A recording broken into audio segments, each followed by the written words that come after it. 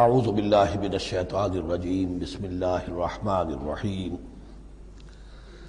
الذین ينفقون اموالهم باللیل والنہار سرا وعلانیۃ فلہم اجرهم عند ربهم ولا خوف علیہم ولا هم یحزنون الذین یأکلون الربا لا یقومون الا کما یقوم الذی یتخبطه الشیطان من المس ذلك بأنهم قالوا إنما البيع مثل الربا وأحل الله البيع وحرم الربا فمن جاءه موعظة من ربه فانتهى فله ما سلف وأمره إلى الله ومن عاد فأولئك أصحاب النار هم فيها خالدون صدق الله العظيم رب اشرح لي صدري ويسر لي أمري واحلل عقدة من لساني يفقهوا قولي۔ ابھی سورہ مبارکہ کا وہ رکوع ہم پڑھ رہے ہیں کہ جو آج کے حالات میں اہم ترین ہے، اس لیے کہ اس دور میں اللہ کے خلاف بغاوت کی سب سے بڑی شکل تو ہے غیر اللہ کی حاکمیت کا تصور۔ سب سے بڑا شرک یہ ہے، نفسیاتی اعتبار سے سب سے بڑا شرک، مادے پر توکل، بتوں سے تجھ کو امید خدا سے نو امیدی، مجھے بتا تو صحیح اور کافری کیا ہے۔ لیکن یہ نفسیاتی اور داخلی بات ہے۔ خارجی اور واقعاتی دنیا میں سب سے بڑا شرک اس وقت وہ غیر اللہ کی حاکمیت، جو اب عوامی شکل اختیار کر گئی، عوامی حاکمیت۔ اور اس کے بعد اس وقت کے گناہوں میں، بدعملی میں سب سے بڑا فساد جو ہے وہ سود کی بنیاد پر ہے۔ سب سے بڑا فتنہ، سب سے بڑا فساد دنیا میں، جو اس وقت سب سے بڑی شیطنت ہے، جو یہودیوں کے ذریعے سے پورے گلوب کو اپنی گرفت میں لینے کے لیے بےتاب ہے، وہ یہی ہے جو سود کا ہتھ کنڈا ہے، اس کی حرمت۔ یہاں ایک سوال میرے ذہن میں کبھی کبھی پیدا ہوتا تھا کہ یہ جو پہلی آیت ہے اس کا تعلق تو انفاق فی سبیل اللہ کے ساتھ ہے، اسے پچھلے رکوع کے ساتھ شامل ہونا چاہیے تھا، لیکن بعد میں یہ حقیقت مجھ پر منکشف ہوئی کہ بڑی حکمت کے ساتھ اس آیت کو اس رکوع کے ساتھ شامل کیا گیا ہے۔ وہ حکمت میں بعد میں بیان کروں گا۔ الذین ينفقون اموالهم باللیل والنہار، وہ لوگ کہ جو اپنا مال خرچ کرتے رہتے ہیں رات کو بھی دن میں بھی، سرا وعلانیۃ، خفیہ طور پر بھی اعلانیہ بھی، صدقات واجبہ اعلانیہ، صدقات نافلہ خفیہ، انفاق فی سبیل اللہ خفیہ۔ فَلَهُمْ أَجْرُهُمْ عِنْدَ رَبِّهِمْ وَلَا خَوْفٌ عَلَيْهِمْ وَلَا هُمْ يَحْزَنُونَ، ان کے لیے ان کا اجر محفوظ ہے ان کے رب کے پاس، نہ ان پر کوئی خوف طاری ہوگا اور نہ ہی وہ کسی حزن سے دوچار ہوں گے۔ الَّذِينَ يَأْكُلُونَ الرِّبَا، اب ربا کا مسئلہ شروع ہو رہا ہے، جو سود کھاتے ہیں۔ وجہ کیا ہے؟ اصل مسئلہ ہے اس سرپلس ویلیو کا۔ آپ کا کوئی شغل ہے، آپ کی ملازمت ہے، آپ کما رہے ہیں، آپ کا خرچ پورا ہو رہا ہے، کچھ بچت بھی ہو رہی ہے۔ اب اس بچت کا اصل مصرف کیا ہے؟ یسألونک ماذا ينفقون قل العفو، اصل راستہ تو یہ ہے کہ اس کو دے دو اللہ کی راہ میں، یا محتاجوں کو یا اللہ کے دین کو۔ لیکن اب جو سود خورانہ ذہنیت ہے وہ یہ کہ اس بچت کو بھی مزید کمائی کا ذریعہ بناؤ، یہ سود خورانہ ذہنیت ہے۔ لہذا اصل میں سود خوری انفاق کا کی ضد ہے، اور یہ عقدہ مجھ پر کھلا جبکہ القرآن یفسر بعضہ بعضا، اس اصول کے تحت جب سورہ روم کی آیات کا میں نے مطالعہ کیا، وہاں یہی شکل آپ کو نظر آئے گی کہ ان دونوں کو مقابلے میں لایا گیا ہے، اللہ کی رضا جوئی کے لیے انفاق اور ربا، سود پر رقم دینا۔ وما آتیتم من ربا لیربو فی اموال الناس فلا یربو عند اللہ، جو کچھ تم دیتے ہو سود پر کہ وہ بڑھے لوگوں کے مال میں، محنت وہ کر رہا ہے اور آپ اس کی کمائی میں سے آپ وصول کر رہے ہیں اپنے اس سرمایہ کی وجہ سے، تو یہ گویا کہ آپ کا مال اس کے مال میں اس کی محنت سے بڑھ رہا ہے۔ الذی ما آتیتم من ربا لیربو فی اموال الناس فلا یربو عند اللہ، اللہ کے ہاں بڑھوتری نہیں ہوتی۔ وما آتیتم من زکاۃ تریدون وجہ اللہ فاولئک هم المضعفون، اور وہ جو تم زکوٰۃ اور صدقات میں دے دیتے ہو اللہ کی رضا جوئی کے لیے، تو وہ ہیں جو دوہرے چوہرے کر رہے ہیں، ان کا مال بڑھ رہا ہے، اس کی بڑھوتری ہو رہی ہے۔ تو انفاق فی سبیل اللہ، صدقات، زکوٰۃ، اس کے بالمقابل، اس کے برعکس ہے، اپنی اس بچت کے مال کو اور آپ کو معلوم ہے آج کی بینکنگ سسٹم کا سب سے زیادہ زور بچت کی اسکیم، اور یہ سب کا سب جو ہے در حقیقت saving bank, saving account, save کرو، لیکن سیو کرو مزید کمانے کے لیے۔ سیو جو ہے اس لیے نہیں ہے کہ اپنا پیٹ کاٹو اور غرباء کو دو، اپنا سٹینڈرڈ آف لیونگ کم کرو اور اللہ کے دین کے لیے خرچ کرو، یہ نہیں، بلکہ اس لیے کہ وہ جو تم بچاؤ وہ ہمیں دو، تاکہ وہ ہم سود پر زیادہ رقم، زیادہ شرح سود پر دوسروں کو دے اور تھوڑا شرح سود تمہیں دے دے۔ اب اس کے برعکس سے الذین یاکلون الربا، جو لوگ سود کھاتے ہیں، لا یقومون الا کما یقوم الذی یتخبطہ الشیطان من المس، وہ نہیں کھڑے ہوتے مگر ان کی طرح سے کہ جن کو شیطان نے مخبوط الحواس بنا دیا ہو چھو کر۔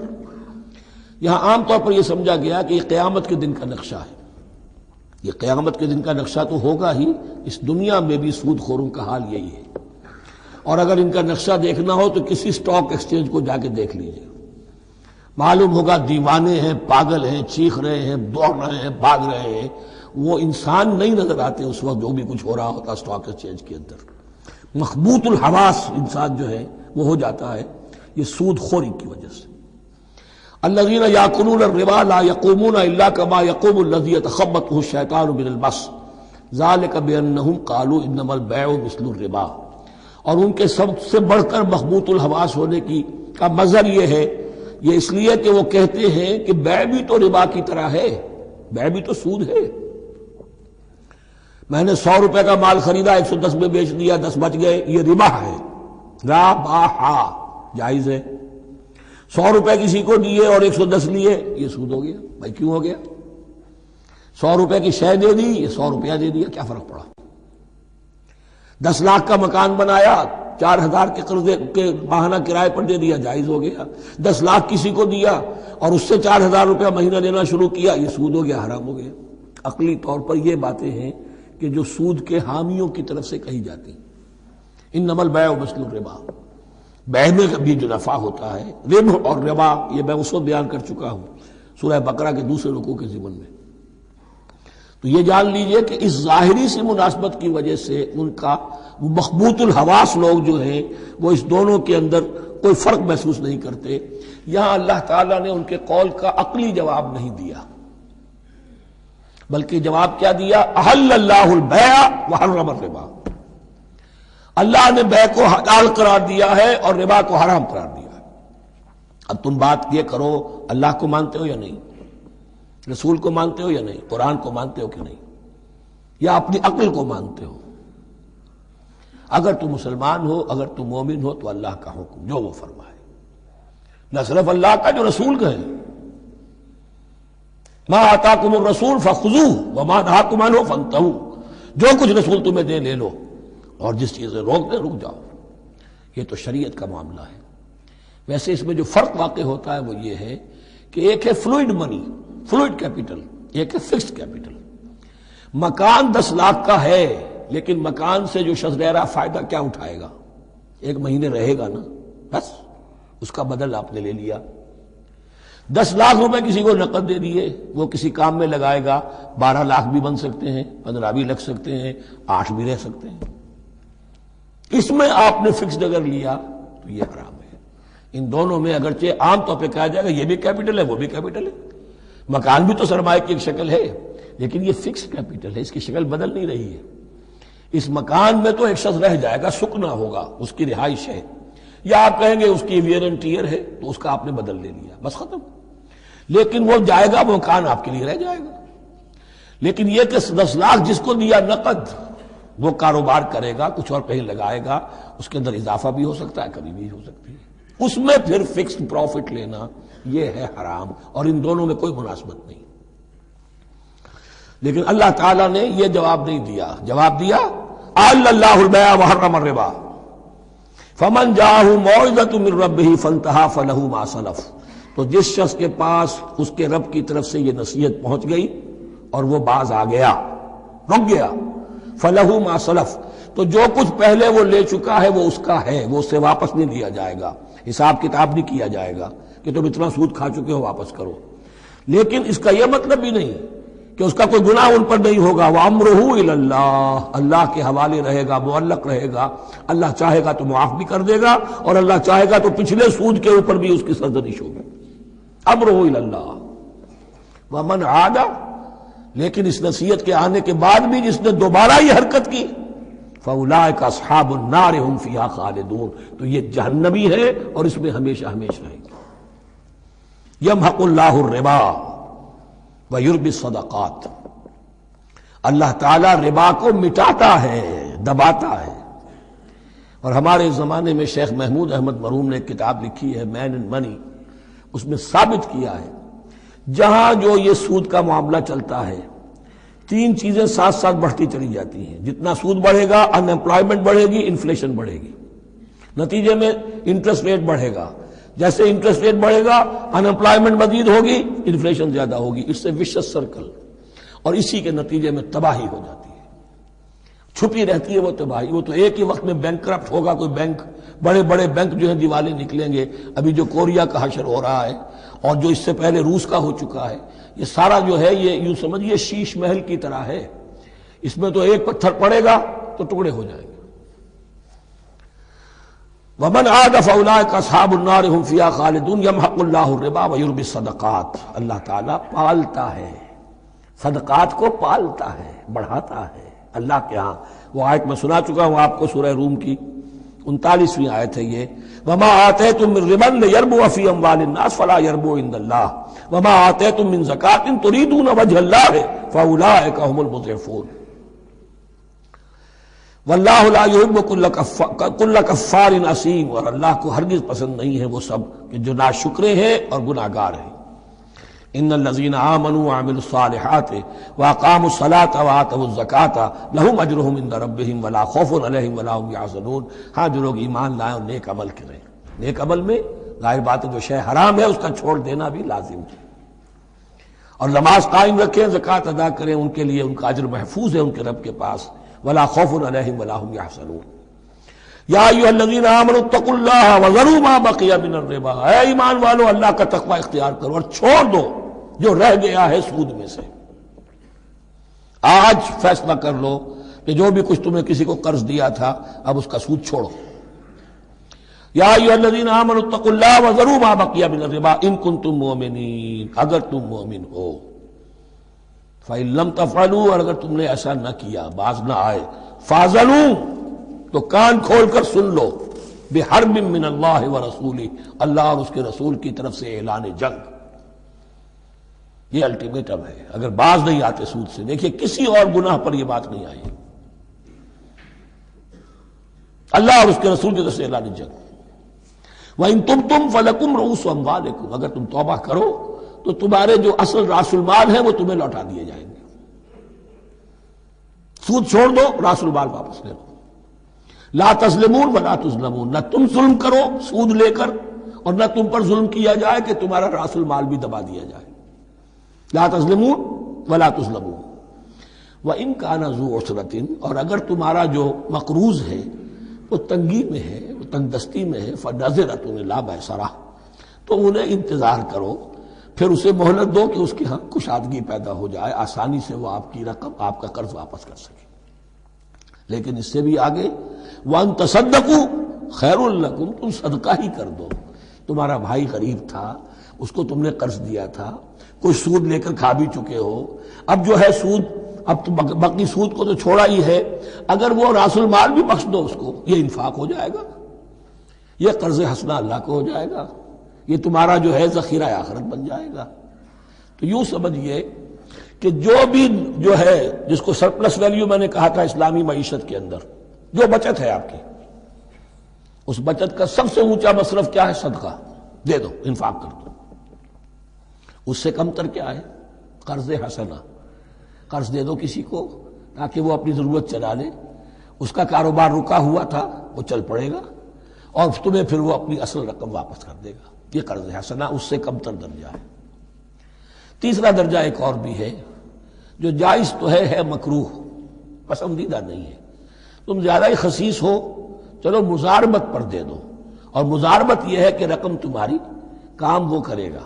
اگر بچت ہو جائے تو تم بھی لے لینا، اگر نقصان ہو جائے تو کوئی تاوان نہیں لے سکتے اس سے. یہ ہے مضاربت. اس کے بعد اگر تم کہو کہ میں دے رہا ہوں مجھے اتنے % تو بہرحال تم نے دینا ہی دینا ہے، اس سے بڑھ کر حرام شے کوئی نہیں.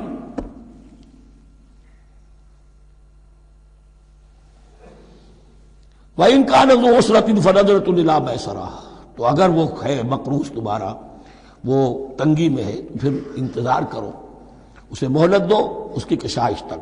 بل تصدقوا خیر لکم، اور اگر تم صدقہ ہی کر دو، خیرات کر دو، دے دو، بخش دو، وہ تمہارے لیے بہتر ہوگا. ان کنتم تعلمون، اگر تم جانتے ہو، اگر وہ حکمت تمہارے اندر آ گئی ہے، اگر تم اولو الالباب ہو، اگر تم سمجھدار ہو، تو جو کچھ تمہیں بچت اس سے ہوگی، جو اللہ کے ہاں جو ثواب ملے گا، وہ تمہیں یہ رقم واپس لے کر جو ہے اس سے کیا مل جائے گا.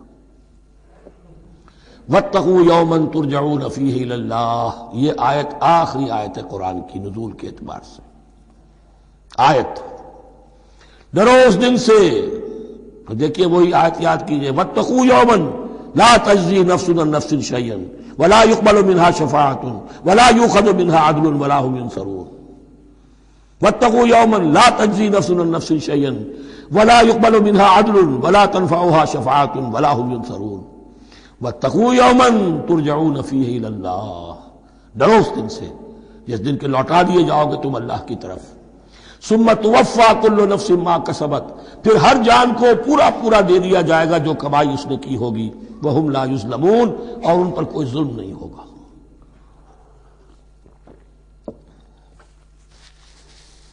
اب یہ قرآن مجید کی طویل ترین آیت آ رہی ہے، آیت دین. کوئی قرض کا معاملہ ہے، کوئی قرض کا معاملہ ہے کہ آپ نے کسی کو قرض دیا، یا کوئی کاروباری معاملہ ہے، اشتراک ہے جس میں کہ جو بھی ہوگا بعد میں نتائج نکلیں گے. ان سب کے بارے میں حکم ہے کہ لکھ لیا کرو. ہم کیا کرتے ہیں قرض دیتے ہوئے، اب دوست ہے، بھائی ہے، عزیز ہے، کیا لکھوانا، اس سے کیا کہے گا، اعتماد نہیں ہے. کاروبار شروع ہو گیا، زبانی باتیں کر لی، اس کے بعد رو رہے ہیں، چیخ رہے ہیں، چلا رہے ہیں. تو حدیث میں آتا ہے کہ اللہ تعالیٰ 3 قسم کے لوگوں کی فریاد سنتا ہی نہیں. ایک وہ جو قرض دیتے ہوئے یا کوئی معاملہ کرتے ہوئے لکھواتا تو ہے نہیں اور بعد میں روتا ہے. ایک وہ کہ جو اپنی بیوی کے ہاتھوں تنگ بھی ہے اور شکوہ بھی کرتا ہے، شکایت بھی کرتا ہے، فریاد بھی کرتا ہے، طلاق نہیں دیتا. اللہ نے راستہ کھولا ہوا ہے تمہارے لیے، تو اللہ ویسے لوگوں کی فریاد نہیں سنتا. تیسرا مجھے یاد نہیں. یا ایھا الذین آمنوا اذا تداینتم بدین الی اجل مسمى فاکتبوہ، اے اہل ایمان جب بھی تم کوئی معاملہ کرو قرض کا ایک وقت معین تک کے لیے، تو وقت معین ہونا چاہیے. یہ قرض دے رہے ہیں، کب واپس ہوگا. فاکتبوہ، تو اس کو لکھ لیا کرو. یہ فعل امر ہے، الامر للوجوب، واجب ہے یہ. ولیکتب بینکم کاتب بالعدل، اور چاہیے کہ کوئی لکھنے والا تمہارے مابین عدل کے ساتھ، لکھنے والا کوئی ڈنڈی نہ مار جائے، انہیں بھی چاہیے کہ وہ صحیح صحیح لکھے. ولا یاب کاتب ان یکتب کما علمہ اللہ فلیکتب، اور کسی بھی شخص کو جسے اللہ نے سکھایا ہوا ہے کتابت لکھنے کا کام، تو اس کو انکار نہیں کرنا چاہیے لکھنے سے. اللہ نے اسے یہ علم دیا ہے، اسے چاہیے کہ لکھ دے. اس لیے کہ اس معاشرے میں پڑھے لکھے لوگ تو بہت کم ہوتے تھے. اب بھی یہ ہوتا ہے، عرائض نویس وغیرہ ہوتے ہیں، وثیقہ نویس ہوتے ہیں، پیسے دے کے ان کو جو لکھواتے ہیں. لیکن اگر کوئی وثیقہ نفیس جو ہے بے ایمانی کرے اور لکھنے میں کوئی کمی کر جائے، تو جو جس کے اوپر ذمہ داری ہے اسے نقصان پہنچ جائے گا. وَلْيَكْتُبْ بَيْنَكُمْ كَاتِبٌ بِالْعَدْلِ، اور چاہیے کہ لکھنے والا تمہارے مابین انصاف کے ساتھ لکھے. وَلَا يَأْبَ كَاتِبٌ أَن يَكْتُبَ كَمَا عَلَّمَهُ اللَّهُ فَلْيَكْتُبْ، اور نہ انکار کرے کوئی لکھنے والا اس سے کہ وہ لکھے جیسے اللہ نے اسے سکھایا ہے، تو لکھنا چاہیے. وَلْيُمْلِلِ الَّذِي عَلَيْهِ الْحَقُّ، لکھتے وقت املا وہ کرائے جس کے ذمے رقم آ رہی ہے، جس پر حق آ رہا ہے. علیہ الحق، وہ لکھوائے. جس کا مال ہے وہ نہ لکھوائے، جس پر ذمہ داری آ رہی ہے وہ لکھوائے کہ میں کیا ذمہ داری لے رہا ہوں. وَلْيَتَّقِ اللَّهَ رَبَّهُ، اور اللہ سے ڈرتا رہے اپنے رب سے. وَلَا يَبْخَسْ مِنْهُ شَيْئًا، اور لکھوانے میں اس میں سے کوئی شے کم نہ کر دے. فَإِنْ كَانَ الَّذِي عَلَيْهِ الْحَقُّ سَفِيهًا، اب اگر وہ جو مقروض ہے، جو قرض لے رہا ہے، جس کے ذمے کوئی ذمہ داری آ رہی ہے، وہ ناسمجھ ہے یا بوڑھا ہے، ضعیف ہے، اور لا يستطيع ان يمل، یا اس کے اندر یہ اتنی صلاحیت نہیں ہے کہ املا کرا سکے. یہاں املا کے معنی میں ہے. ہوا فلیملل ولیہ بالعدل، تو اگر وہ نہیں املا کرا سکتا تو اس کا کوئی ولی ہو، اس کا کوئی وکیل ہو، اس کا کوئی اٹارنی ہو، وہ اس کی طرف سے اس کو لکھوائے۔ واستشہدوا شہیدین من رجالکم، یہ ایک ہی آیت چل رہی ہے ابھی، پورے رکوع کے اوپر ایک آیت پھیلی ہوئی ہے، سوائے آخر میں تھوڑا سا حصہ دوسری آیت آئے گی۔ واستشہدوا شہیدین من رجالکم، اور گواہ بنا لیا کرو دو اپنے مردوں میں سے، فإن لم یکونا رجلین، اور اگر دو مرد دستیاب نہ ہو، فرجل وامرأتان، تو ایک مرد اور دو عورتیں، ممن ترضون من الشہداء، اور وہ بھی دونوں کے نزدیک مقبول ہوں شہداء، کہ ہاں دونوں کو اعتماد ہے ان پر۔ اب یہ جو سوال آ گیا کہ ایک مرد کی جگہ دو عورتیں، دو مرد یا پھر ایک مرد کا ہونا تو لازم ہو گیا، محض عورت کی گواہی نہیں چلے گی، لیکن اس کا آیا مسئلہ ہر قسم کے معاملے کا ہے یا قرض اور مالی معاملات میں وثیقہ نویسی کا، یہ ایک علیحدہ مسئلہ ہے، یہ تو باتیں پھر فقہا کے ہاں تفصیل سے ملتی ہیں، لیکن یہ مسئلہ موجود ہے کہ دو مرد، اور اگر دو مرد دستیاب نہ ہو تو ایک مرد اور دو عورتیں، تو سوال تو پیدا ہو گیا کہ کیا عورت کی گواہی عادی ہے؟ ان تضل احداہما فتذکر احداہما الاخری، مبادا ان میں سے کوئی ایک بھول جائے تو یاد کرا دے دوسری۔ عقلی سوال پیدا ہو گیا کہ اب مرد نہیں بھول سکتا، کیا جواب ہے اس کا؟ جواب یہ ہے کہ واقعتاً اللہ تعالیٰ نے عورت کے اندر نسیان کا مادہ زیادہ رکھا ہے۔ الا یعلم من خلق وهو اللطیف الخبیر، کیا وہی نہ جانے گا جس نے پیدا کیا ہے؟ اس نے پیدا کیا ہے، وہ جانتا ہے۔ نسیان کا مادہ کیوں زیادہ رکھا یہ بھی سمجھ لیجیے، عقلی بات ہے، منطقی بات ہے۔ She has to play the role of number 2، اسے مرد کے تابع رہنا ہے، جو نمبر 2 ہوتا ہے اس کے اوپر، اس کے کبھی احساسات کے اوپر، کبھی جذبات کے اوپر کوئی نہ کوئی کوفت، کوئی قدورت آتی ہے، اور اس میں اللہ تعالیٰ نے ان کا سیفٹی والو رکھا ہوا، بھول جانا، اگر بھولنا نہ ہو، یاد ماضی عذاب ہے یا رب، چھین لے مجھ سے حافظہ میرا۔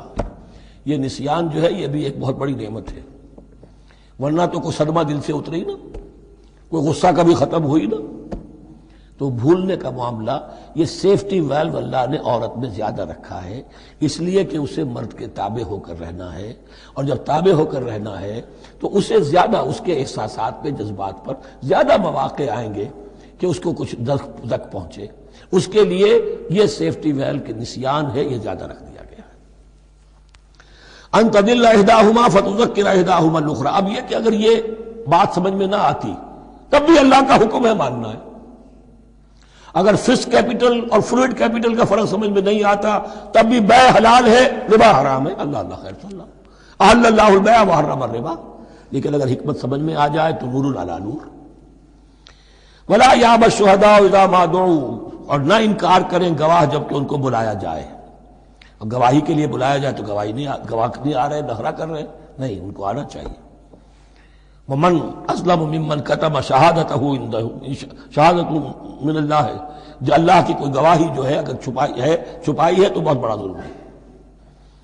ولا تسأموا، اور اس سے تھکو مت، کسل مت کرو، سستی مت کرو، ان تکتبوہ، کہ تم لکھو اسے، صغیرا او کبیرا، چاہے چھوٹا معاملہ ہو چاہے بڑا ہو، الی اجلہ، وقت معین کے لیے، اتنا قرض دے رہا ہوں، اتنے وقت میں آپ نے مجھے لوٹانا ہے، اس کے بعد آپ بڑھا سکتے ہیں، آپ دیکھ سکتے ہیں، اسے مزید مہلت دے سکتے ہیں، ایسے ہی حالات ہیں تو آپ معاف بھی کر سکتے ہیں، لیکن یہ کہ جب لکھنا ہے، حکم دیا جا رہا ہے تو اس میں اجل معین ہو، الی اجلہ، اور اس میں چھوٹے بڑے کی تفریق نہ کرو، چاہے چھوٹا مسئلہ بڑا لکھ لو۔ ذالکم اقسط عند اللہ، یہ اللہ کے نزدیک بھی زیادہ مبنی بر انصاف ہے، واقوم للشہادہ، اور گواہی کے لیے زیادہ قوی ہوگا اور زیادہ درست ہوگا، لکھی ہوئی شے ہوگی تو اب معاملہ جو ہے بہت واضح رہے گا، ورنہ زبانی یادداشت کے اندر کہیں کہیں جو ہے تعبیر ہی میں فرق ہو جاتا۔ وعدنا اللہ ترتابوا، اور یہ اس کے بہت قریب ہے کہ تم بھولو گے نہیں، الا ان تکون تجارۃ حاضرۃ تدیرونها، الا یہ کہ کوئی لین دین ہو، تجارت ہو جو حاضر ہوتی ہے دست بدست، آپ نے سودا دیا، اس نے پیسے دے دیے، اب کیش بھی وہ دے دیجئے یا آپ دینا چاہیں تو، ورنہ یہ شریعت میں لازم نہیں ہے۔ اگر ایسا دس بدس کا معاملہ ہے تو پھر یہ ہے کہ وہ تو ہو گیا ایکسچینج، وہ مال جو ہے دکاندار نے مال دیا، آپ نے پیسے دے دیے، اس کے لکھنے کی ضرورت نہیں ہے۔ الا ان تکون تجارۃ حاضرۃ تدیرونھا بینکم، تو اگر وہ تجارت ہو کہ نقد تمہاری چلتی ہے، آپس میں لین دین ہو رہا ہے، فلیس علیکم جناح الا تکتبوھا، تو کوئی حرج نہیں ہے تم پر کہ اسے نہ لکھو۔ واشہدوا اذا تبایعتم، اور گواہ بنا لیا کرو جب کوئی مستقبل کا سودا کرو۔ یہ بیع سلم جو ہوتی ہے یہ مستقبل کا سودا ہے، قرض کا سودا ہے۔ بیع سلم بھی ایک طرح کا قرض ہے۔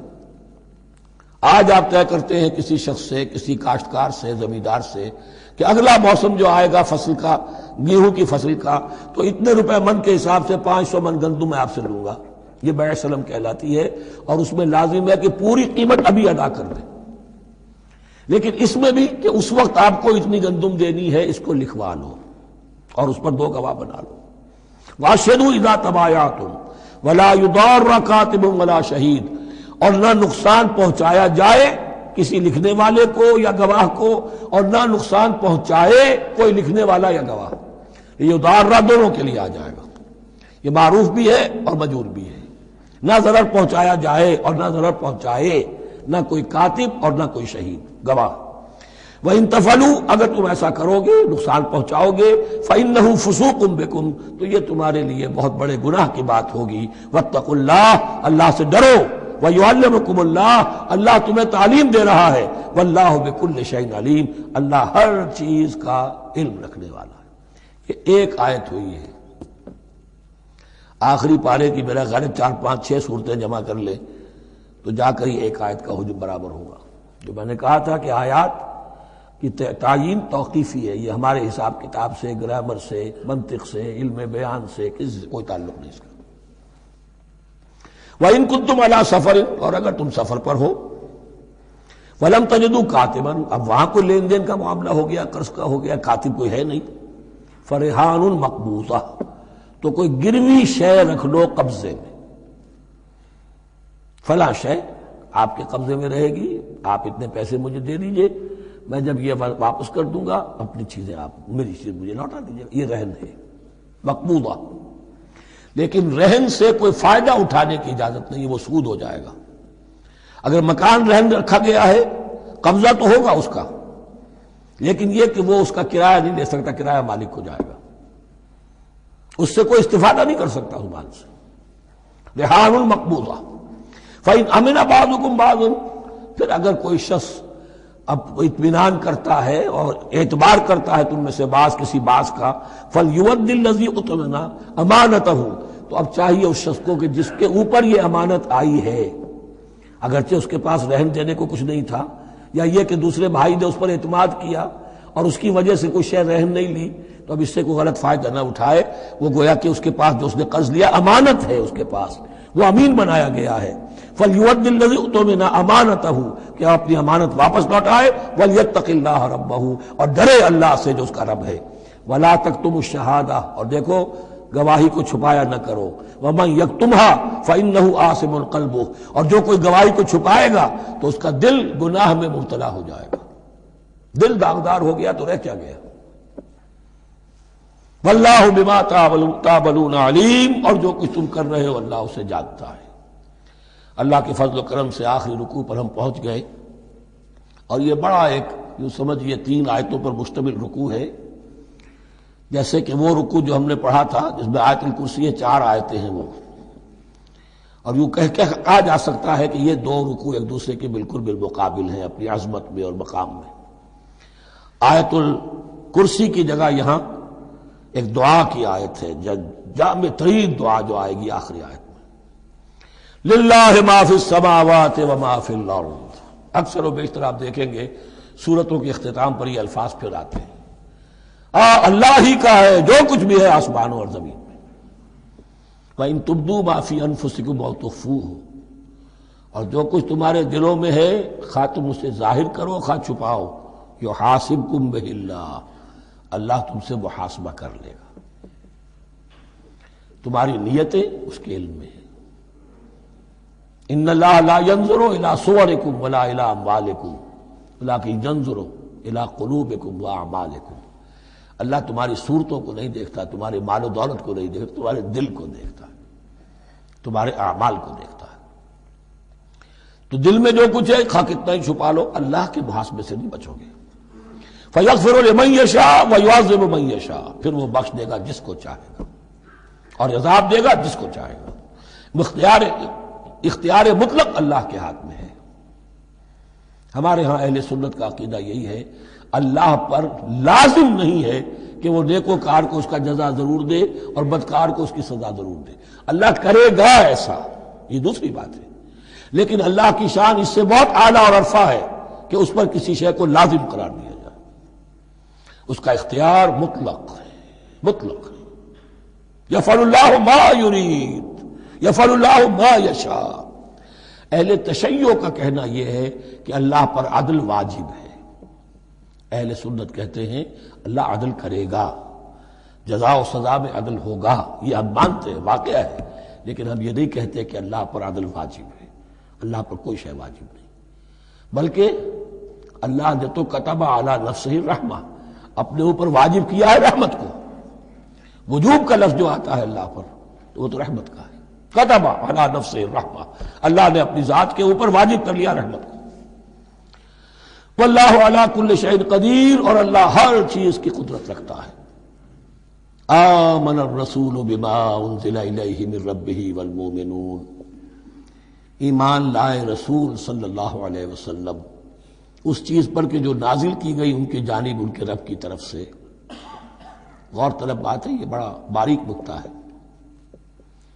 نبی پر جب وحی آئی ہے کیسے پہچان لیا کہ یہ بدروح نہیں ہے، یہ جبرائیل ہے؟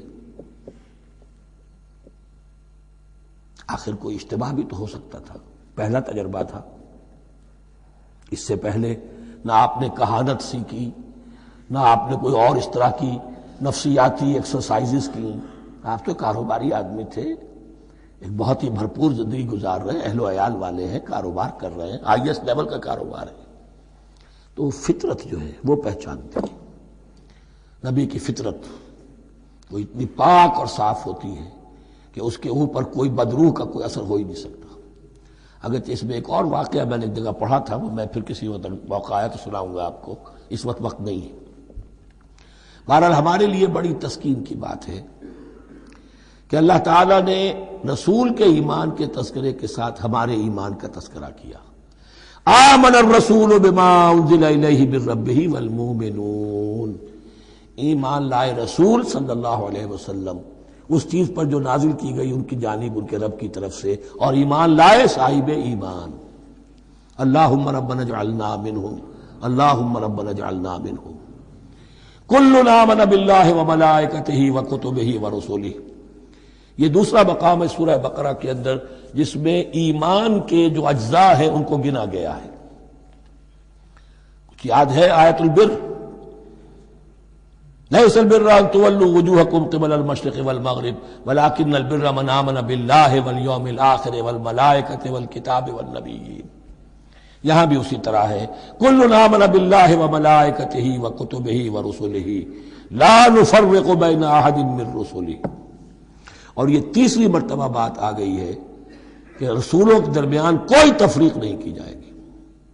کہاں؟ پہلے تو آیا تھا 16ویں رکوع میں، لا نفرق بین احد منہم ونحن له مسلمون، اور اس سے بھی پہلے آیا تھا والذین یؤمنون بما انزل الیک وما انزل من قبلک، وہ لوگ جو ایمان رکھتے ہیں اس پر بھی جو ہے نبی آپ پر نازل کیا گیا اور اس پر بھی جو آپ سے پہلے نازل کیا گیا۔ لا نفرق بین احد من رسلہ، ہم اس کے رسولوں میں سے کسی کے مابین کوئی تفریق نہیں کرتے۔ تفضیل اسی صورت میں ثابت ہے، تلک الرسل فضلنا بعضهم علی بعض منهم من کلم اللہ ورفع بعضهم درجات وقالوا سمعنا واطعنا، وہی بات کہ جو کہی گئی تھی جب ان سے کہا گیا تھا واسمعوا، کیا کہا تھا انہوں نے؟ سمعنا وعصینا، سمعنا واطعنا، وہ کہتے ہیں ہم نے سنا اور مانا۔ غفرانک ربنا، ہماری درخواست ہے پروردگار، تیری بخشش مانگتے ہیں۔ غفرانک، نون پر زبر ہے، مفعول ہے، نسألک غفرانک، اے اللہ ہم تجھ سے سوالی ہیں، تجھ سے طلب کرتے ہیں، درخواست کرتے ہیں تیری مغفرت کا، وإلیک المصیر، اور تیری ہی جانب لوٹ جانا ہے۔ یہاں پر وہ ایمان بالآخرہ بھی آ گیا جو یہاں اوپر نہیں آسان، آمن باللہ وملائکتہ وکتبہ ورسلہ، پھر رسولوں کے ضمن میں لا نفرق بین احد من رسلہ، لیکن اس کے بعد وإلیک المصیر، مغفرت اور اللہ کی طرف ہی لوٹ جانا ہے ہمارا، اس میں ایمان بالآخرہ آ گیا۔ اب آخری آیت، لا یکلف اللہ نفسا الا وسعہا، اللہ تعالی نہیں ذمہ دار ٹھہرائے گا کسی جان کو مگر اس کی وسعت کے مطابق۔ یہ بہت بڑے فضل و کرم والی آیت ہے، جیسے میں نے کہا تھا میگنا کارٹا جو ہے انسانی حقوق کا، کہ اجیب دعوت الداع اذا دعان، جہاں بھی مجھے کوئی پکارے، جب پکارے میں اس کی پکار سنتا ہوں، قبول کرتا ہوں۔ ہاں فَلْيُؤْمِنُوا بِي فَلْيَسْتَجِيبُوا لِي، انہیں بھی چاہیے کہ میرا کہنا مانے، دو طرفہ بات چلے گی، یک طرفہ نہیں۔ میری مانو، اپنی منواؤ، تم دعائیں کرو گے ہم قبول کریں گے، تم ہماری بات نہیں مانتے پھر تمہاری دعا تمہارے منہ پر دے ماری جائے گی۔ کرتے رہو قنوت نازلہ 40 دن کے 80 دن پڑھتے رہو، ڈھاکہ تو بیٹھ ہی جائے گا، بیٹھ گئے۔ یہودیوں سے شکست تو ہو ہی جائے گی، ہو گئی۔ کرتے رہو، حرمین میں پڑھتے رہو قنوت نازلہ، مکے میں پڑھو، مدینے میں پڑھو، پوری دنیا میں پڑھو۔ اللہ کو پیٹھ دکھائی ہوئی ہے، اس کے دین کو پاؤں تلے روندا ہوا ہے، اللہ کے باغیوں سے دوستی ہے، کسی نے قبلہ ماسکو کو بنایا تھا اور کسی نے واشنگٹن کو بنایا تھا، تمہاری دعائیں کیسے قبول ہوں؟ لیکن یہ جو آیت ہے یہ اس اعتبار سے بہت بڑی رحمت کی آیت ہے کہ اللہ تعالیٰ کے ہاں وہ اندھے کی لاٹھی والا معاملہ نہیں ہے کہ تمام انسانوں سے محاسبہ ایک ہی سطح پر ہو۔ اللہ جانتا ہے کس کی کتنی وسعت ہے، اور وسعت کن چیزوں سے بنتی ہے۔ آپ کو کوئی اور جین ملے ہیں، مجھے کوئی اور جین ملے ہیں، انہیں کوئی اور جین ملے ہیں، یہ جینز، ان جینز کی اپنی اپنی خصوصیات ہیں، خصائص ہیں، پراپرٹیز ہیں، لیمیٹیشنز ہیں۔ آپ کو کوئی اور ماحول ملا، اسے کوئی اور ماحول ملا، اسے کوئی اور ماحول ملا، تو hereditary factors multiplied by environmental factors, ان دونوں سے ایک شخصیت کا ہیولہ بنتا ہے انسان کا، جس کو پیٹرن کہتے ہیں ہمارے مستری لوگ۔ جب لوہے کا کوئی شے جو ہے ڈھالنی ہے تو اس کے لیے پہلے مٹی کا یا لکڑی کا ایک پیٹرن بناتے ہیں، انگریزی میں پیٹرن ہے، وہ پیٹرن کہتے ہیں ہمارے مستری لوگ۔ اب آپ لوہا جو ہے اس کو جب اسے کر لیں گے، مائع بنا لیں گے، گلا لیں گے، پھر اس میں ڈالیں گے، وہی شکل ہو جائے گی۔ یہ شاکلہ ہے ہر انسان کا جو بن جاتا ہے۔ قُلْ كُلٌّ يَعْمَلُ عَلَى شَاكِلَتِهِ فَرَبُّكُمْ أَعْلَمُ بِمَنْ هُوَ أَهْدَىٰ سَبِيلًا۔ اس شاکلہ کے اندر اندر آپ کو محنت کرنی ہے۔ اللہ جانتا ہے کس کا شاکلہ وسیع تھا، کس کا شاکلہ تنگ تھا، کس کے جینز اعلیٰ تھے، کس کے جینز ادنا تھے، کس کے ہاں ذہانت زیادہ تھی، کس کے ہاں جسمانی قوت زیادہ تھی۔ جو بھی کچھ اس نے دیا ہے، جس کو وہاں ہم نے رکھا اس کو وہاں رکھا، اس نے وہاں تعلیم پائی، اس نے یہاں تعلیم پائی، جو بھی انوائرمنٹل فیکٹرز آئے ہیں، جو بھی جینیٹک فیکٹرز آئے ہیں، سب اللہ کے علم میں ہے۔ ان سب کو ملحوظ رکھ کے اللہ حساب لے گا۔ جو شاکلہ ہم نے تمہیں دیا تھا اس میں تم نے کیا کیا؟ ایک شخص کے اندر فرض کیجئے استعداد ہی ہے 20 درجے کی استعداد ہے، اس نے فرض کیجئے 18 درجے کام کر دیا، کامیاب ہو گیا۔ کسی میں استعداد 100 درجے کی تھی، اس نے 50 درجے کیا، ناکام ہو گیا۔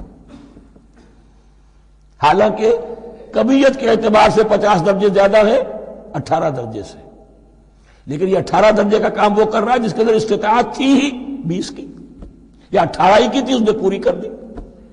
اور 50 درجے والا وہ جس کو اللہ نے دے رکھی تھی 1000 کی استطاعت، اس کا وہ 50 بیکار ہو گیا۔ تو اللہ تعالیٰ کا محاسبہ جو ہے انڈیویجول ہے، اس لیے فرمایا گیا کلہم آتی ہے یوم القیامت فردا، ان میں سب لوگ اس دن قیامت کے دن سب آئیں گے اکیلے اکیلے، تنہا تنہا، ہر ایک کا حساب ہوگا وہاں، اور ہر ایک کا حساب ہوگا لا یکلف اللہ نفسا الا وسعہا، اللہ ذمہ دار نہیں ٹھہرائے گا کسی بھی جان کو مگر اس کی وسعت کے مطابق۔ البتہ اس کا اب ایک ریورس ہے۔ ہوتا کیا ہے، ہم سمجھتے ہیں دنیا میں تو بھاگ دوڑ کر رہے ہیں اور دین اجی ہمارے اندر تو استطاعت، دین کے کام کی صلاحیت ہی نہیں ہے۔ دنیا میں دیکھیں بڑے کامیاب تیزی کے ساتھ دوڑ رہے ہیں، کامیاب پر کامیاب، دین ہمارے اندر تو استطاعت نہیں ہے، استعداد ہی نہیں ہے، کیا کریں؟ یہ دھوکہ ہے، سیلف ڈسپشن ہے۔ استعداد اور استطاعت کے بغیر اور صلاحیت اور ذہانت کے بغیر دنیا میں بھی آپ کما نہیں سکتے، محنت نہیں کر سکتے، کوئی نتائج حاصل نہیں کر سکتے۔ یہ دھوکہ اپنے آپ کو نہ دیجیے، یہ ہے جو کچھ کر سکتے ہو کیجیے، کھودیے اپنی شخصیت کو، کھود کھود کر جو نکال سکتے ہو نکال دیجیے۔ ہاں آپ نکال سکیں گے اتنا ہی جتنا آپ کے اندر ودیت ہے، زیادہ کہاں سے لے آئیں گے؟ اور اللہ نے کس میں کیا ودیت کیا ہے وہ جانتا ہے، اس کا حساب لینا جو ہے محاسبہ وہ اس پر ہے کہ جو اس نے تمہیں دیا ہے۔ لا، اور یہ مضمون قرآن مجید میں 5 مرتبہ آیا ہے بہت اہمیت کے ساتھ۔ لا یکلف اللہ نفسا الا وسعها لها ما کسبت وعلیہا ما اکتسبت، اسی جان کے لیے ہے جو اس نے کمایا اور اس کے اوپر وبال بنے گا جو اس نے برائی کمائی۔ لیکن لام اور علا، لہا ما کسبت، جو بھی اس نے نیکی کمائی اس کے حق میں ہے، اس کے لیے ہے، اس کا اجر ملے گا، ثواب ملے گا، اور جو بدی کمائی وہ اس پر وبال بنے گا، اسی کے لیے اس کو سزا ملے گی، اسی کے حوالے سے۔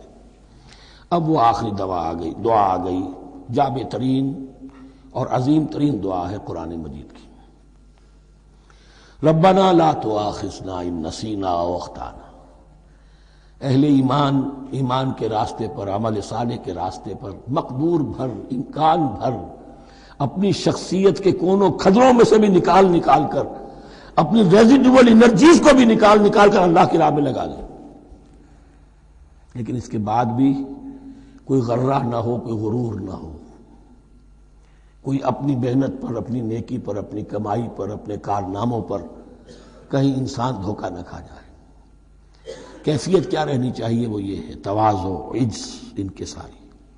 ربنا لا تؤاخذنا ان نسینا او اخطانا، اے رب ہم سے مواخذہ نہ کیجو اگر ہم بھول جائیں یا ہم سے خطا ہو جائے۔ نسیان بھی ہے، الانسان مرکب من الخطاء والنسیان، انسان کے اندر یہ دونوں چیزیں، خطا اور نسیان، یہ تو گندھی ہوئی ہیں۔ خطا یہ ہے کہ آپ نے اپنی امکانی حد تک تو نشانہ ٹھیک لگایا تھا، نشانہ خطا ہو گیا، ٹھیک ہے، کوئی بات نہیں، آپ کی نیت صحیح تھی۔ ایک اجتہاد کرنے والا اجتہاد کر رہا ہے، امکانی حد تک اس نے کوشش کی ہے کہ صحیح رائے تک پہنچے، لیکن خطا ہو گئی، اللہ معاف کرے گا۔ اس نے اپنی امکانی کوشش کی تھی، لہذا اسے ثواب ملے گا۔ مجتہد مخطی بھی ہو تو ثواب ملے گا، مجتہد مصیب ہے، صحیح رائے پر پہنچ گیا ہے تو دوہرا ثواب ملے گا، لیکن مجتہد مخطی ہے تب بھی ثواب ملے گا۔ تو بھول چوک پر، یہ بھول چوک، خطا جو ہے چوک صحیح ہے بالکل لفظ اس کے لیے، چوک جانا، نشانہ چوک گیا۔ تو اے پروردگار جو بھی ہم سے سرزد ہو جائے، غلطی ہو جائے، بھول کی وجہ سے یا خطا کی وجہ سے، اس پر مواخذہ نہ کیجو۔ ربنا ولا تحمل علینا اصرا کما حملتہ علی الذین من قبلنا، اور اے رب ہمارے ہم پر وہ بوجھ نہ ڈالیو جس سے ہم لے کر چل نہ سکیں۔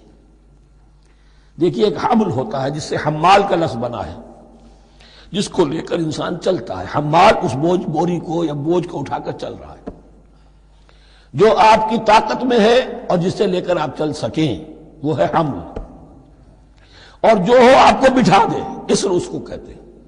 یہ لفظ سورہ اعراف میں پھر آئے گا، یضع عنہم اسرہم والاغلال التی کانت علیہم۔ حضور کی شان یہ بھی تھی کہ انہوں نے لوگوں کے بوجھ جو ان کی طاقت سے بڑھ کر تھے ان کے کندھوں سے اتار دیے۔ ربنا ولا تحمل علینا اصرا کما حملتہ علی الذین من قبلنا، اے اللہ تو نے بڑے بڑے بھاری بوجھ ہم سے پہلے لوگوں پر ڈالے۔ شریعت بھی پہلے بھاری تھی، بہت سے معاملات ہم نے دیکھ لیے، روزہ ہمارے لیے کتنا آسان کر دیا گیا، رات کو نکال دیا روزے سے، کہہ دیا خاص طور پہ کھاؤ پیو ضرور، سحری ضرور کرو، تسحروا فإن فی السحور برکہ، کتنی آسانی ہے۔ رات میں تعلق زن و شو کی اجازت ہے، وہاں ان کے روزے میں چپ بھی تھا، چپ بھی رہو، نہ کھاؤ نہ پیو، نہ تعلق زن و شو، نہ گفتگو، تو آسانی کی ہے۔ ان کے ہاں یوم سبت کا حکم تھا اتنا سخت، کوئی کام نہیں کرو گے۔ ہمارے ہاں وہ تھوڑے سے وقت کے لیے، اذا نودی للصلاۃ من یوم الجمعۃ فاسعوا الی ذکر اللہ وذروا البیع، اذان سے لے کر اور نماز کے ادا ہو جانے تک ہر کاروبار دنیاوی حرام ہے، لیکن اس سے پہلے اس کے بعد آپ کر سکتے ہیں، تو آسانی ہے۔ ربنا ولا تحمل علینا اصرا کما حملته علی الذین من قبلنا ربنا ولا تحملنا ما لا طاقت لنا به، اور اے رب ہمارے، ہم پر وہ بوجھ نہ ہم پر عائد کیجو، ہم پر ڈالیو جس کی کہ ہمارے اندر طاقت نہ ہو۔ واعف عنا، ہم سے درگزر فرماتا رہے، ہمیں معاف کرتا رہے، واغفر لنا، اور ہمیں بخشتا رہے۔ مغفرت کا لفظ جو ہے اس کو سمجھ لیجئے ڈھانپنا، مغفر کہتے ہیں خود کو، جو ہیلمٹ پہنا ہوتا ہے تاکہ گولی جو ہے وہ سر پہ لگے تو یہ آپ کو بچا لے۔ مغفر خود پہنتے تھے تلوار کے وار سے سر کو بچانے کے لیے، سر کو ڈھانپا ہوا مغفر سے۔ تو گناہ کو اللہ تعالیٰ اپنی رحمت سے ڈھانپ دے۔ واغفر لنا، ہماری خطاؤں کی پردہ پوشی فرما دے۔ ورحمنا، اور ہم پر رحم فرما۔ انت مولانا، تو ہمارا مولا ہے، والی ہے، ہمارا پشت پناہ ہے، مددگار ہے۔ اللہ ولی الذین آمنوا یخرجہم من الظلمات الی النور فانصرنا علی القوم الکافرین، بس ہماری مدد فرما کافروں کے مقابلے میں۔ انہی الفاظ پر وہ دعا ختم ہوئی تھی جو طالوت کے ساتھیوں نے کی تھی علیہ الصلوۃ والسلام۔ اصل میں یہ دعا اب تلقین کی جا رہی ہے، مرحلہ سخت آ رہا ہے، مرحلہ سخت ہے اور جان عزیز، تاب لاتے ہی بنے گی غالب۔ اب وہ مرحلہ آ رہا ہے، اس کے لیے تیار ہو جاؤ۔ یہ سارا حصہ جو ہے در حقیقت یہ تمہید ہے غزوہ بدر کی۔ بارک اللہ لی ولکم فی القرآن العظیم ونفعنی وإیاکم بالآیات والذکر الحکیم۔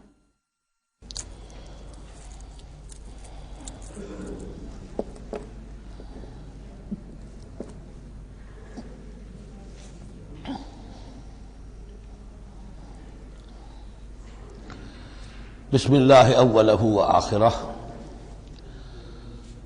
سورہ بقرہ کے ترجمے اور مختصر تشریح کے اختتام کے بعد اب ہمیں مکی اور مدنی صورتوں کے اس پہلے گروپ میں جو دو جوڑے مدنی صورتوں کے ہیں، ان میں سے پہلے جوڑے کی دوسری صورت کا مطالعہ کرنا ہے۔ یہ سورہ آل عمران ہے۔ جیسا کہ اس سے قبل بھی میں آپ کو بتا چکا ہوں کہ جوڑے ہونے کی نسبت یہ ہے کہ ان دونوں چیزوں میں گہری مشابہت بھی ہو، مرد اور عورت بہت مشابہت بھی ہے لیکن کچھ فرق بھی ہو، اور جو فرق ہو وہ ایسا ہو کہ جس سے ایک دوسرے کے لیے کمپلیمنٹری ہو، ایک دوسرے سے مل کر کسی مقصد کی تکمیل ہوتی ہو۔ یہ نسبت زوجیت کی حقیقت ہے۔ اب آپ دیکھیں گے مشابہتیں جو ہیں بہت نمایاں جو سورہ بقرہ میں اور سورہ آل عمران میں ہیں، کہ دونوں شروع ہوئی ہیں الف لام میم سے۔ دونوں کے شروع میں قرآن مجید کی عظمت کا بیان ہے، اگرچہ سورہ آل عمران میں اس کے ساتھ ہی تورات اور انجیل کا بیان بھی ہے۔ دونوں کے اختتام پر بڑی عظیم آیات آئی ہیں۔ وہ آیت ہم پڑھ چکے ہیں جو سورہ بقرہ کے اختتام پر آئی ہے، جو کہ ایک عظیم دعا پر مشتمل ہے، عظیم ترین دعاؤں میں سے اس کو شمار کیا جا سکتا ہے۔ ربنا لا تؤاخذنا ان نسینا او اخطانا۔ سورہ آل عمران کے آخری رکوع میں بھی ایک نہایت جامع دعا آئی ہے، وہ 3-4 آیتوں میں پھیلی ہوئی ہے اور بڑی جامع دعا ہے۔ پھر جیسے میں نے آپ کو بتایا کہ سورہ بقرہ میں بھی یہ سورۃ الامتین ہے، دو امتوں سے بحث کر رہی ہے، گفتگو کر رہی ہے، خطاب کر رہی ہے۔ یہی معاملہ سورہ آل عمران کا بھی ہے، لیکن یہ فرق ہے کہ سورہ بقرہ میں زیادہ گفتگو ہے یہود کے بارے میں، اور سورہ آل عمران میں زیادہ گفتگو ہے آل عمران کے نصارہ کے بارے میں۔ تو گویا کہ اس طرح وہ تکمیل ہو رہی ہے کہ اہل کتاب کا جو ایک طبقہ تھا اور اہم تر طبقہ تھا یہود، دینی اعتبار سے ان کی اہمیت زیادہ تھی، چاہے تعداد میں وہ کم تھے اور کم ہے، لیکن یہ کہ دینی اعتبار سے ان کی اہمیت زیادہ رہی ہے۔ دوسرا طبقہ ہے یہ عیسائیوں کا، لیکن یہ کہ ان کا تذکرہ وہاں بہت کم آیا، یہاں آپ کو اس سورہ آل عمران میں زیادہ خطاب ان سے ملے گا۔ پھر جیسے سورہ بقرہ کا پہلا نصف جو ہے وہ 18 رکوعوں پر اور 152 آیات پر مشتمل تھا، اور نصف ثانی جو ہے وہ 22 رکوعوں پر لیکن 134 آیات پر مشتمل تھا، تو تقریباً مساوی دو حصے تھے۔ وہی کیفیت آپ کو یہاں ملے گی، بلکہ یہاں وہ بتمام و کمال ہے، دونوں حصے بہت مساوی ہیں۔ کل 20 رکوع ہیں، 10 رکوع ایک نصف اول میں ہے، 10 رکوع نصف ثانی میں ہے۔ صرف ایک آیت کا فرق ہے کہ پہلے 10 رکوعوں میں 101 آیات ہیں اور دوسرے 10 رکوعوں میں 99 آیات ہیں۔ پھر جیسے وہاں 3 حصے ہیں نصف اول کے، ویسے ہی یہاں بھی 3 حصے ہیں نصف اول کے، لیکن یہاں رکوعوں کی تقسیم نہیں ہے بلکہ آیات کی ہے۔ پہلی 32 آیات میں تمہیدی کلام ہے، جیسے کہ 4 رکوع سورہ بقرہ کے، اگرچہ وہاں روح سخن ابتدا ہی سے یہود کی طرف ہو گیا تھا، یہاں روح سخن ابتدا ہی سے نصارہ کی طرف ہے، لیکن یہ کہ یہاں کی 32 آیات اسی طرح تمہیدی کلام پر مشتمل ہے جیسی کہ سورہ بقرہ کے 4 رکوع۔ پھر یہاں 31 آیات براہ راست خطاب ہے نصارہ سے، خاص طور پر حضرت عیسیٰ علیہ السلام کی ولادت کن حالات میں ہوئی، کیا ان کا مقام اور مرتبہ تھا، کیا ان کی اصل حیثیت تھی، پھر یہ کہ ان کے ساتھ کیا معاملہ ہوا۔ یہ حصہ نازل بھی ہوا ہے سن 9 ہجری میں، جو شامل یہاں کر دیا گیا ہے، حالانکہ اس سورہ مبارکہ کا اکثر و بیشتر حصہ جو ہے وہ سن 3 ہجری میں غزوہ احد کے بعد نازل ہوا ہے، لیکن یہ کہ یہ حصہ جو ہے 31 آیات پر مشتمل نازل ہوا سن 9 ہجری میں۔ نجران ایک بستی تھی عرب کے جنوب میں یمن کی طرف، اور وہاں عیسائی آباد تھے، تو وہاں کے عیسائیوں کے سردار اور ان کے جو بڑے لاٹ پادری تھے وہ کچھ 70 عیسائیوں کا ایک وفد لے کر آئے حضور کی خدمت میں مدینہ منورہ میں، بات سمجھنے سمجھانے کے لیے کہ آپ کس بات کی دعوت دے رہے ہیں، اور کئی دن مقیم رہے اور بات پوری سمجھ بھی لی، خاموش بھی ہو گئے، پھر بھی بات نہیں مانی تو حضور نے مباہلے کی دعوت دی، اس چیلنج کو قبول کیے بغیر وہاں سے چلے گئے۔ لیکن یہ کہ بہرحال انہوں نے جو ترتیب جس شدت کے ساتھ ہونی چاہیے تھی ان کی طرف سے وہ بھی نہیں کی، یہ شرافت کا انہوں نے مظاہرہ کیا۔ بہرحال یہ 9 رکوع، یہ جو 31 آیات ہیں سن 9 میں نازل ہوئی۔ یہی نوٹ کر لیجئے کہ سورہ بقرہ کی بھی ایک بات میں بتانے سے میں بھول گیا اس وقت، کہ یہ جو سود سے متعلق احکام ہیں، جو رکوع ہے، جو 38واں رکوع ہے سورہ بقرہ، یہ بھی تقریباً سن 9 میں نازل ہوا ہے۔ گویا کہ وہ مشابہت بھی موجود ہے کہ اگرچہ سورہ بقرہ کا اکثر و بیشتر حصہ غزوہ بدر سے قبل نازل ہوا، لیکن اس میں بھی کچھ آیات وہ ہیں جو سن 9 ہجری میں نازل ہوئی ہیں اور سود کے بارے میں آخری حکم ہے۔ اسی طریقے سے یہاں جو یہ نجران کے عیسائیوں سے خطاب کے لیے جو آیات نازل فرمائی گئیں، یہ سن 9 میں نازل کی گئیں، لیکن شامل ہے سورہ آل عمران میں، کہ جس کا اکثر و بیشتر حصہ سن 3 ہجری میں غزوہ احد کے بعد نازل ہوا ہے۔ پھر جیسے سورہ بقرہ کے نصف اول کا جو آخری تیسرا حصہ تھا، وہ 15واں 16واں 17واں 18واں رکوع، اس میں یہ کہ حضرت ابراہیم کا ذکر تھا، خانہ کعبہ کا ذکر تھا، اسی طریقے سے وہی بات یہاں ملے گی آپ کو۔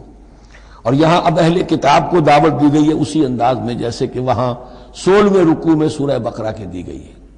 یہ تیسرا حصہ جو ہے نصف اول کا، یہ 38 آیات پر مشتمل ہے، بہت جامع آیات ہیں، بہت اہم آیات ہیں۔ اس کے بعد نصف ثانی شروع ہو جاتا ہے، جس میں کہ یا ایھا الذین آمنوا، جیسے 19ویں رکوع سے شروع ہوا سورہ بقرہ میں، یا ایھا الذین آمنوا استعینوا بالصبر والصلاۃ ان اللہ مع الصابرین، یہاں اب یہ 11واں رکوع جو ہے وہ شروع ہوگا، یا ایھا الذین آمنوا اتقوا اللہ حق تقاتہ ولا تموتن الا وانتم مسلمون۔ یہ جو نصف ثانی کے 10 رکوع ہیں، ان کی تقسیم یہاں پر عمودی ہے، افقی نہیں ہے۔ پھر تقسیم کر سکتے ہیں، پہلے 2 رکوعوں میں زیادہ خطاب مسلمانوں سے ہے، اور پھر اگرچہ روح سخن جو ہے پھر اہل کتاب کی طرف بھی ہے۔ پھر 6 رکوع مسلسل ہیں غزوہ احد کے حالات پر مشتمل، جو مسائل سامنے آئے ان پر تبصرہ، جو مسلمانوں سے غلطیاں ہوئیں ان پر گرفت، آئندہ کے لیے ہدایات۔ تو یہ پورے 60 آیات ہیں تقریباً، اور 6 رکوعوں پر پھیلی ہوئی ہیں۔ یہ سب کے سب یوں سمجھیے کہ قرآن مجید کا ایک مستقل باب ہے، چیپٹر ہے، غزوہ احد اس کا عنوان ہو سکتا ہے، لیکن قرآن میں اس طرح سے چیپٹر بنائے نہیں گئے ہیں، بلکہ یہ صورتیں ہیں کہ جو میں نے جیسا کہ ابتدا میں عرض کیا تھا تعارف قرآن کے ضمن میں، کہ یہ مجموعہ خطبات الہیہ ہے، ایک خطبہ نازل ہو رہا ہے اور اس کے اندر جو مضامین آ رہے ہیں، لیکن ان میں ربط اور ترتیب ہے۔ اس ربط اور ترتیب پر توجہ اب تک کم ہوئی ہے، لیکن اب اس دور میں قرآن حکیم کے علم و معرفت کا یہ پہلو بھی اب زیادہ نمایاں ہوا ہے کہ اس میں بڑا نظم ہے، نظام القرآن، اس کے اندر تنظیم ہے، اس میں آیات کا آپس میں ربط ہے، سورتوں کا سورتوں سے ربط ہے، اور ایسے ہی یہ جو ہے الٹپ کلام نہیں ہے۔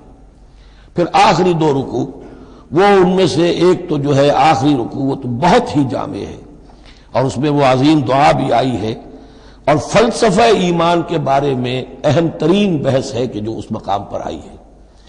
اور اس طریقے سے، اور جو اس سے پہلے کا رکوع ہے 19واں رکوع، وہ بھی در حقیقت کنکلوڈنگ جس کو کہا جاتا ہے، سم اپ کرتے ہوئے پوری سورہ مبارکہ کے مضامین کو، بڑے جامع مضامین پر مشتمل ہے۔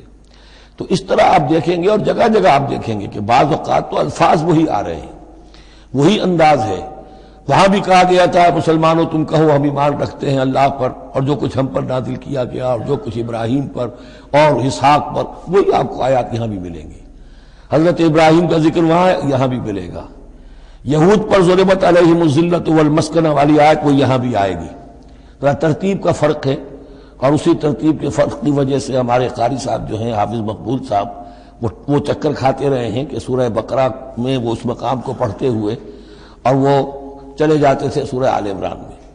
تو یہ متشابہ کہلاتے ہیں، قرآن مجید میں متشابہ، اور یہ حفاظ کے لیے مشکل ترین مقام ہوتے ہیں کہ تیزی میں روانی میں وہ اس سے مشابہ جو مقام ہے وہ ادھر منتقل ہو جاتے ہیں۔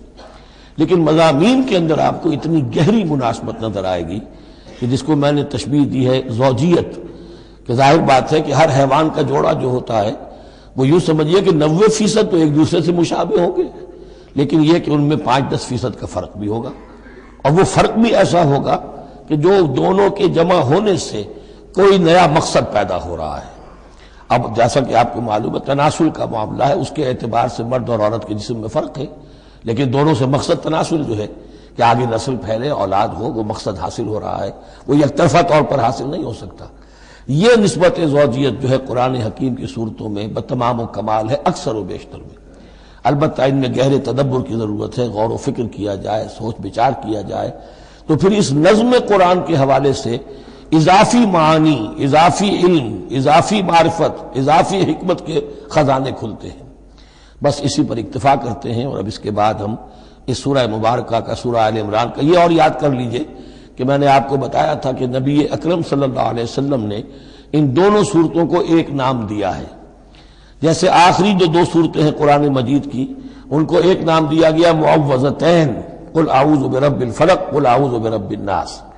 ان دونوں صورتوں کو ایک نام دیا گیا الزہراوین، 2 نہایت تابناک اور روشن صورتیں۔ تو یہ اس میں تمہیدی کلام میں بس اسی پر اکتفا کر کے اب ہم آگے مطالعہ شروع کرتے ہیں۔ بارک اللہ لی و لکم فی القرآن العظیم و نفعنی و ایاکم بالآیات والذکر الحکیم۔